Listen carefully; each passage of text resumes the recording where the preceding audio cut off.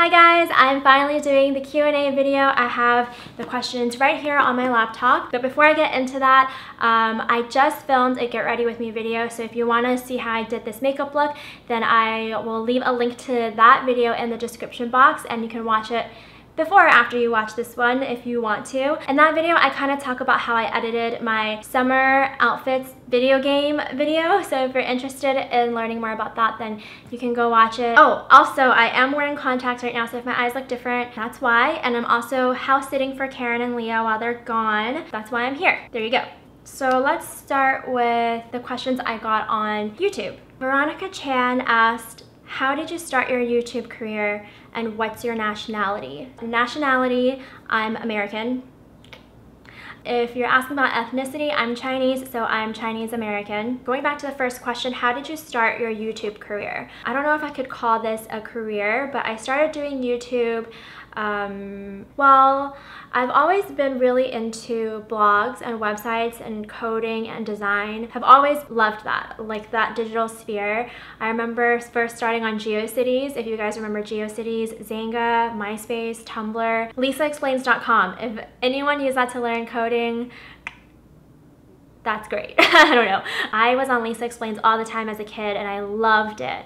It's a really old website that teaches kids how to code. So after college, I decided I wanted to start a blog. Like I've been following all kinds of blogs and I wanted to start my own and talk about fashion because I love fashion and self-expression through fashion. So I started blogging, and around the same time Karen also came out with her YouTube channel, like her first video, and we decided to get together and help each other out, and she really encouraged me to start posting videos as well. And it took me a really long time before I started posting videos because it freaked me out. Eventually I did it and I loved it and I love editing and being creative, but that's how I started doing YouTube. The Complex Girls ask, how has your experience in LA been while working and making YouTube videos? Love this video, can't wait for the Q&A. Thank you. In my last Get Ready With Me video, I shared that I moved to LA and started working at my friend's salon. I don't work there anymore. I don't know that I've ever shared that. Maybe on Instagram stories. I don't think I have on YouTube, but I don't work at my friend's salon anymore. I'm still friends with them, thank goodness, because they're amazing people. But I worked there for about 2 weeks and then I quit. It just wasn't a good fit and I wasn't really 100% in it or feeling it. Felt like it was the right thing to do.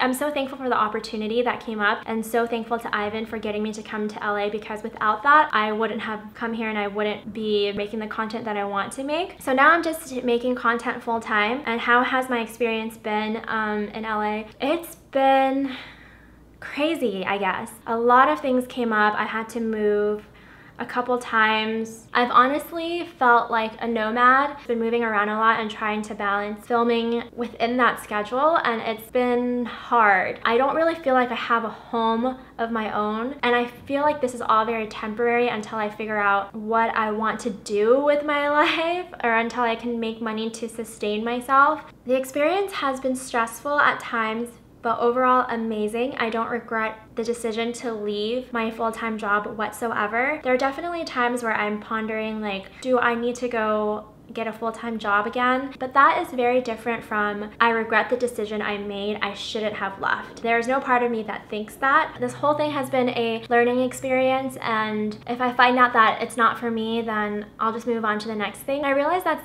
pretty awesome, I think, to be wondering about what's next and what's to come rather than dwelling on what I did in the past, because there's nothing I can do about that now. It's really nice to be able to talk about it and share that with you guys. I'm still kind of learning and processing everything. I can't believe it's been 6 months since I've been doing this. It feels way shorter. I feel like I should have done more, but anyway, that's kind of what the experience has been like. Raquel Marie asked, are there any blogs or people that have influenced your style? Love your videos, XX. Thank you, Raquel. I don't follow any blogs so much per se. I do follow a ton of people like on Instagram, but there isn't one specific person that I really follow. I used to follow a lot when I was in college, like Cupcakes and Cashmere, Fashion Toast, The Gray Layers, Purcell Lim. I had a whole folder of bookmarks that I would just open every morning. I don't do that so much anymore. I honestly don't know where I'm drawing my inspiration from. I think it's from music. Right now, anytime I listen to a song, I think of a story, and I pretty much come up with a music video for the song, and that's kind of where I draw my inspiration from. Like, as you guys know, I've been so into BTS and K-pop and Korean fashions. I look at a lot of Style Nanda photos for inspiration. I don't know that I've like necessarily started dressing like them, but I do look at their photos and get inspired by them. So I guess I would say music and mood influence my style more than a specific person or people. Dragona asks, what do you do for a living? I just do YouTube full-time now. 01Mara13 asked, what future goals do you have for yourself that you want to accomplish? This is the hardest question for me to answer. I have a friend, Chris, if you're watching, he always asks me, what are your goals? What are you trying to accomplish? Like, what are you trying to do? And honestly, I don't know. And I gave myself a whole year to kind of figure out what it is that I like to do, what it is that I'm good at, and where do I go from there. What I do know when I was working full-time was that I had a lot of ideas in my head that I wanted to do creatively, and I didn't have the chance to do that while I was working, and now I do have the time to do that. And right now I just want to push out all those ideas as much as I can, because I feel like it's all been like pent up in my mind, and I just want to get it out somehow. I guess that's my goal for right now, is just keep making content and figure out what it is that I like and who I am and what I want to be. Yeah, it sounds very basic and generic and sad, but that's just kind of my goal for right now. That's what I want to focus on. Maria, I'm gonna say this so wrong, Maria Elgule, what inspires you most in life? I don't know how to answer this question. Is it like, there's another question here that says, what keeps you going as in motivated? So I'm just gonna mush those two together because I don't really know how to answer these. Well, I'll answer the second one. What keeps me going? What keeps me motivated is actually my family, and this is going to be a very spiritual answer, but bear with me on this one. So when I was trying to decide whether or not to leave my full-time job, I was praying about it a lot. Obviously, it's a very hard decision to make, and as you can tell, it's something that's very different from the routine and the security that I used to have. It's very different from the future my parents planned out for me. This is so hard to explain. I need to make it to the other side and be successful. Whatever success is, maybe it's me finding out I need to go back to full-time and me being independent, going through this hardship. If I can make it on the other side and show my family what I did and what I was able to accomplish as an adult, making my own decisions, I can prove to them that I got through this entire thing because I had faith in God. This is what I kind of want to show them, is that I can do all things because God is on my side. I'm sorry I got spiritual there for a little bit. I hope you guys can understand. I'm very open-minded when it comes to spirituality. I don't like using the word religion. Post Nostalgia asked, favorite songs at the moment. Glad you asked this because I actually started sharing my Spotify playlist in my description bar below. So if you're interested in the songs that I'm currently listening to, you can click on that link. Right now it's a lot of K-pop. The kind of K-pop I like is very westernized. If you're kind of curious in K-pop, I think you can listen to my playlist and see that it's not what you think, I guess. I don't know. I don't know if that makes sense. Favorite hobbies? Any hobbies you want to take up? I love to sing. I'm not very good at it, but I love singing. I used to take guitar lessons. I wish I still had time to learn. Aloe Lee asked, what's the most difficult part when you came to deciding doing something you like instead of living a secure life? The most difficult part, I think, was probably telling my parents. The second hard realization that I had was that I doubt myself a lot, and that's something that I struggle with quite a bit. I have so much support from the people around me, from my parents, from my friends, from you guys, of course. But when it comes down to it, when I'm by myself and when I'm alone, I doubt myself a lot.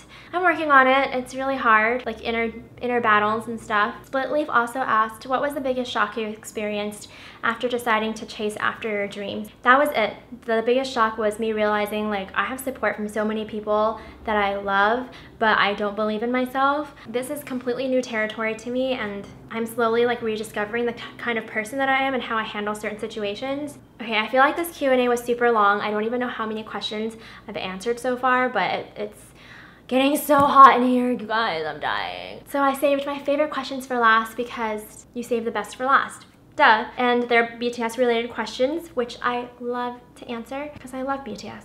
I really do. A couple of you guys asked, who's your bias in BTS? My bias is Jungkook. He was my bias after I heard him do covers of Adam Levine's Lost Stars and Tori Kelly's Paper Hearts, and I love those songs. So when I heard him do covers of them, I was like in love.